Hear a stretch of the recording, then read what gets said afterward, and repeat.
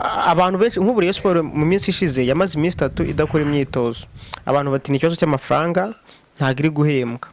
Ibi bintu nibaza ko umuntu wese ukoresha ubwenge, umuntu wese uzi kureba wanariza arabibona ko koko ikibazo cya Rayon Sport ari amafaranga.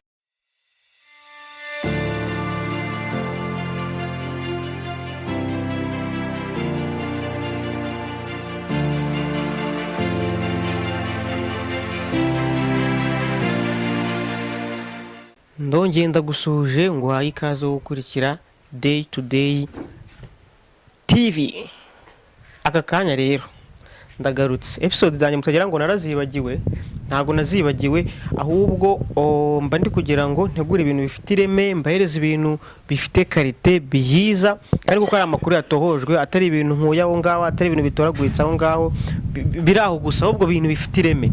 Ariko uyu munsi ngiye gukora operation gato, ngiye gukora operation gato cyane, gato nta nubwo nza kurenza iminota 10. No operation yitwa iyambarire byanze. Ndaza no kubasobanurira impamvu nayise gutyo, ariko iryo zina uribika ahantu, iyambarire byanze. Ndaza gutanga ubusobanuro bwayo n'impamvu nahisemo kuyita gutyo. Reka nze ntangire mbabwireho gato ko tugiye kuganira kuri story ya operation yitwa ngo Laugh of God. Ni operation yo mu 1972. Ni operation yatangiye abayisiraheli bahiga umuntu wese waragize uruhare mu iyicwa ry'abakinnyi babo bari mu mikino Olympique yabereye mu Budage 1972 nkuko nari maje kubikubwira. Ni operation yari yakozwe n'abitwa Black September, bari bagifite urwango ku banazi, hanyuma babanazi, hanyuma bagifite urwango ku bayahudi. Abo rero bateguye operation yo kwica abakinnyi baba ya Isiraheli bari bagiye muri mikino Olympique, ndetse banabigeraho bicamo 11 bagiye hano bari bacumbikiye. Murabizi imikino yabaye, baragenda mu Budage bakora operation yabo, yari groupe yise ngo Black September, bicamo 11, abandi bararokoka, abandi bagenda bakomereka. Kuva umunsi rero ubuyobozi ndetse n'igisirikare cya Isiraheli bahise biyemeza gukora icyitwa Laugh of God, yari nk'umujinya uhambaye w'Imana. Impamvu bayise gutyo nuko nta butabera bari bakeneye, nta nkiko bari bakeneye, nta rubanza bari bakeneye gucira uwagize uruhare wese muri iyo operation yari maje gukorerwa ku bantu babo. Bo amahitamo yaratomoye, uwagize uruhare wese arapfa. Ntawe dukeneye gucira urubanza, ntawe dukeneye kujyana ahandi hantu, ntawe dukeneye gufungwa. Oya, muri make bashyize mu bikorwa rya jambo ry'Imana ngo ijisho rihorerwe irindi, complete byari byuzuye. Wakwibaza ngo ibyo bintu biraza guhurira he no muri Rayon Sport watubwiye?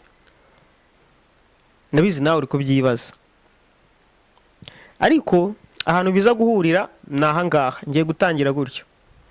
Mu minsi ishize mwumvise cyitwa Jairut, yazanywe n'abagabo muri Tanzania, ariko havugwa makuru ko hari harimo na Gakoza Nkureza Charles cyangwa se Kensi, perezida wa Gasogi, akaba ari we wari ufitemo ukuboko, cyangwa se akaba ari we wadirinze ibyo bintu. Murabizi ko banahereye mu ikipe ye ya Gasogi, bayemerera $200,000 by'amadolari ku mwaka, ndetse basinyana imyaka 5 y'amasezerano no kuba ibikoresho bya sport. Ibyo ntago tubitindaho. Bava aho ngaho bahita bajya no muri Kiyovu, nayo bayemerera $500,000, ubwo n'ibindi bikoresho byose biriho.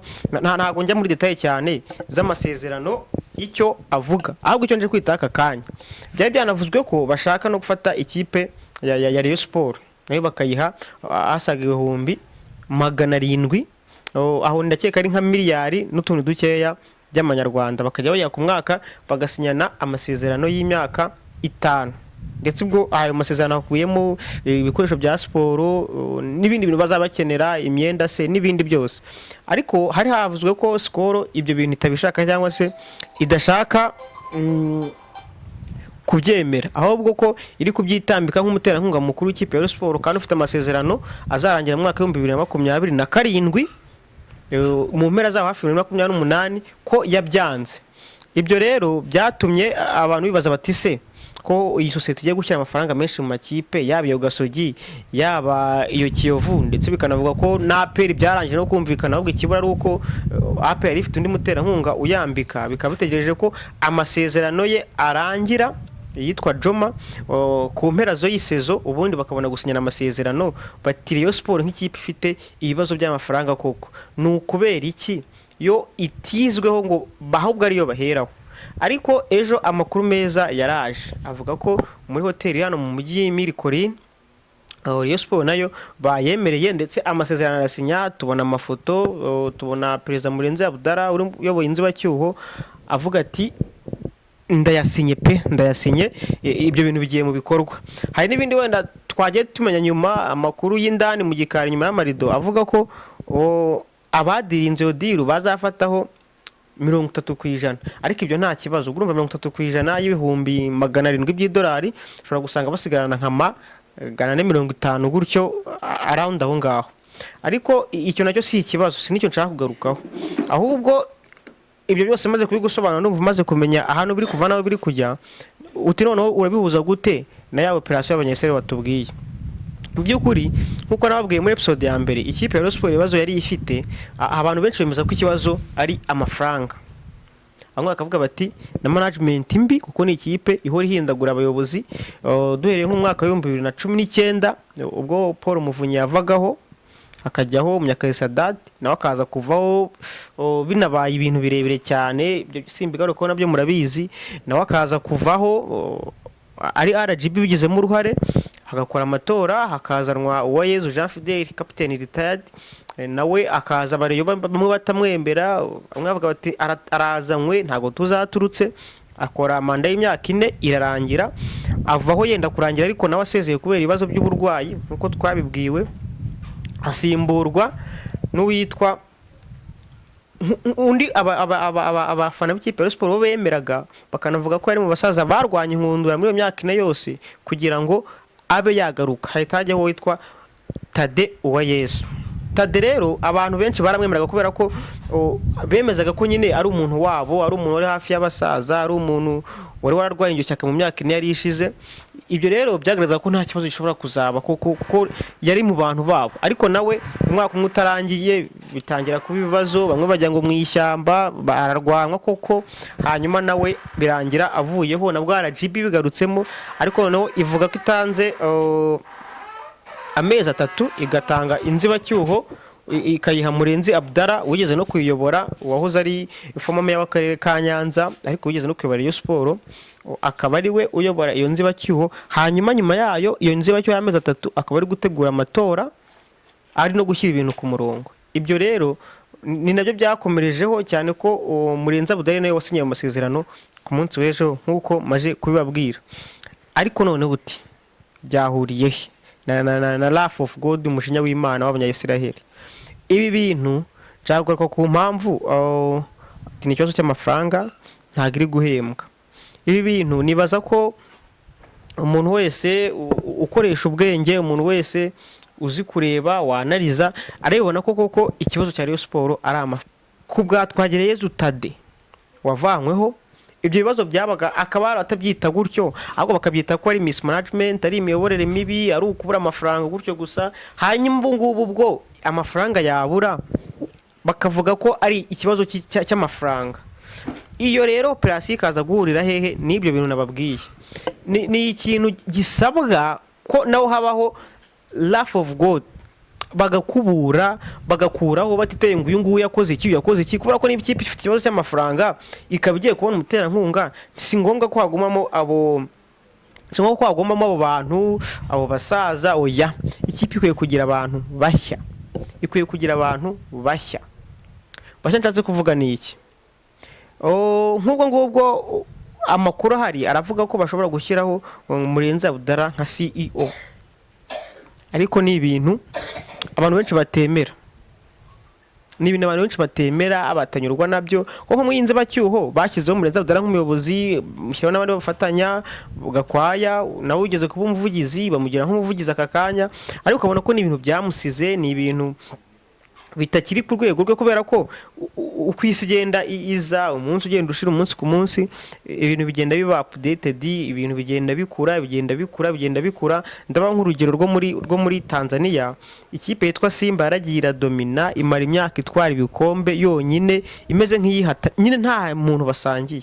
Ariko ibyo byaterwaga nuko Yanga yari ifite ngo bita muzehe wa baraza, abo nibo bahoraga bikaragamo ikipe ni yacu, twarayirazwe, mu gihe ikipe yabasize. Mu by'ukuri hari ikintu umuntu gishobora kuba yarakoraga, wenda tuvuge muri 2005 cyangwa 2006, ariko kikaba gishobora kudatunga ikipe. Amafaranga yasabwe icyo gihe, umuntu akaba ashoboraga gusporta ubuzima bwa ekipe bukeya, amafaranga make ye, abantu akagenda kusanya, ariko bikaba atari igisubizo kirambye, kubera ko iyo ari igisubizo kirambye, ikipe yo bayambura Twagereza Utade bakayamurenza Abudara nkuko babishakaga, abo nyine bagombye kuba barabikoze, ikipe ntimara iminsi 3 idakora imyitozo. Utera ikibazo kibikihe, ikibazo kiba ko buriya itangazamakuru aka kanya ni ikintu gikomeye cyane, ni ikintu gishobora kwica ibintu cyangwa kikanabikiza.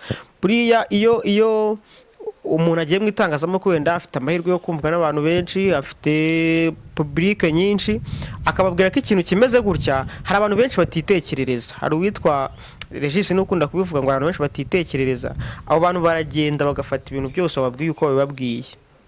Ariko igihe kiragera nyine abantu bose bakagenda batekereza, bakanaliza, bakareba reality y'ibihari, bakabona batabyumva uko nguko, kuko ntago hari nk'umuntu utumva ukuntu iyo byananiye Twagereza Utade uvuga ko ari miss management yabuze amafaranga ikipe, impamvu yamunaniye ari uko yirukanye ba nyere bagomba kumufasha gutunga iyo kipe, hanyuma abandi byabananira ukavuga ko ikipe ikuye amafaranga, leta ikuye amafaranga, ntuvuge ko ari miss management. Ikipe ikagenda ikagura abakinnyi 10 muri phase retour mu kwa mbere, ikabona ayo mafaranga hadashyize n'ukwezi, ntakeka nta byumweru byaciyemo, ikipe igahita ibura imishahara, abantu bagaragara imyitozo.